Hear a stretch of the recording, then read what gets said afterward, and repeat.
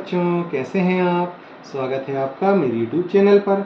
हम पढ़ रहे हैं कक्षा 6वीं की गणित। कक्षा 6वीं की गणित में आज हम देखते हैं 1.2.4 स्थानीय मान।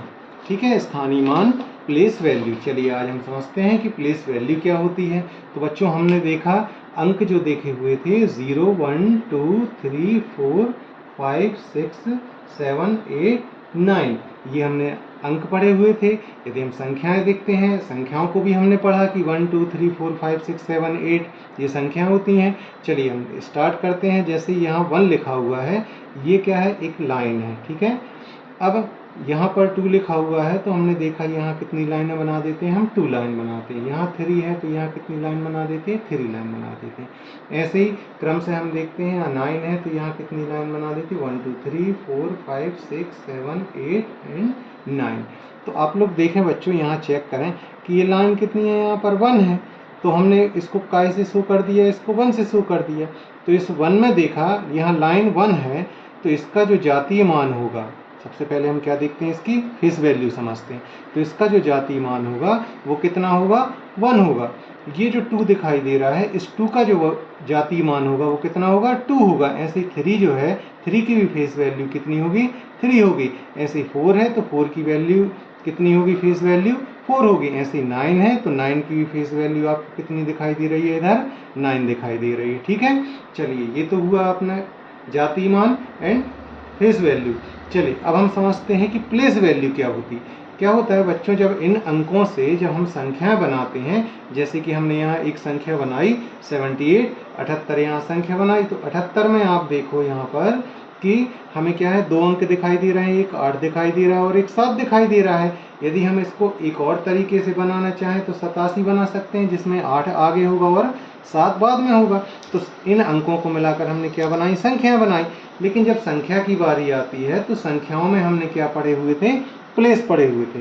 प्लेस पढ़े हुए थे तो सबसे पहले क्या होती, यूनिट प्लेस होती है, इकाई।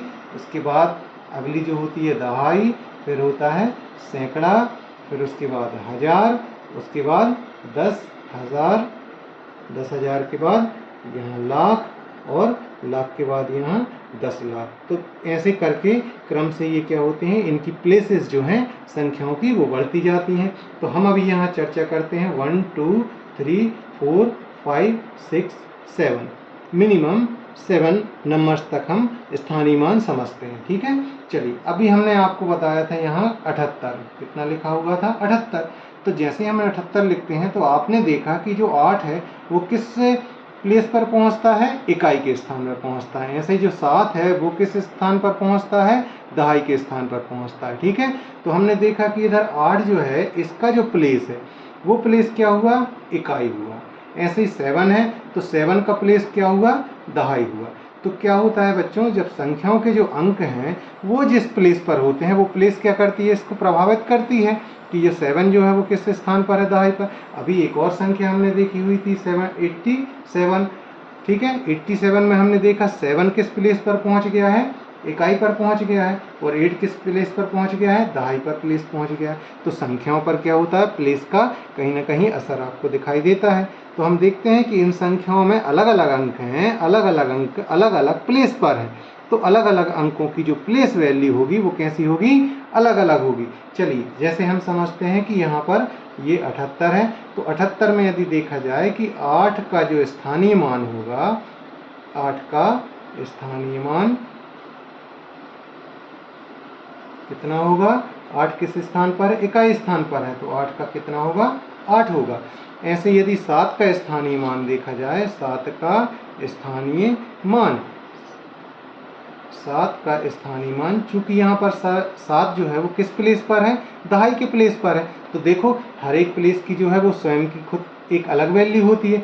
इकाई की जो वैल्यू होती है वो क्या होती है, 1।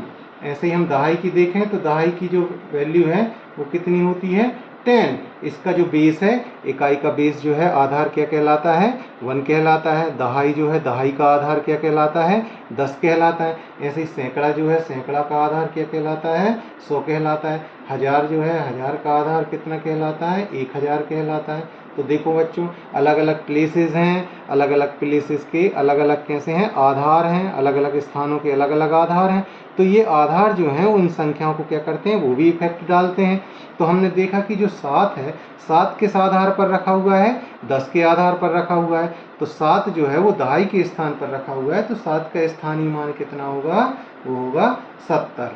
ठीक है, ये बात क्लियर हुई, ये बात समझ में आई। चलिए अब हम अगली संख्या देखते हैं। अगली संख्या आपके पास कौन सी है, 278। तो 278 के यदि बात की जाती है तो 278 में देखें हम 8 का स्थानीय मान कितना मिलेगा हमें, 8। ऐसे ही 7 का स्थानीय मान हमें कितना मिलेगा, 70।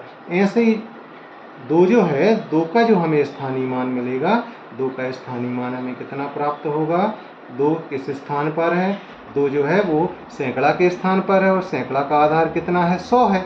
तो अब देखो, यदि हमारे पास 100 रुपये हैं, लेकिन यदि 100 के हमारे पास कितने नोट हैं, 2 नोट हैं, तो स्वाभाविक है हमारे पास जो वैल्यू होगी रुपए की वो कितनी होगी, 200 होगी। ऐसे ही जो 2 है वो किस स्थान पर है, सैकड़े के स्थान पर है।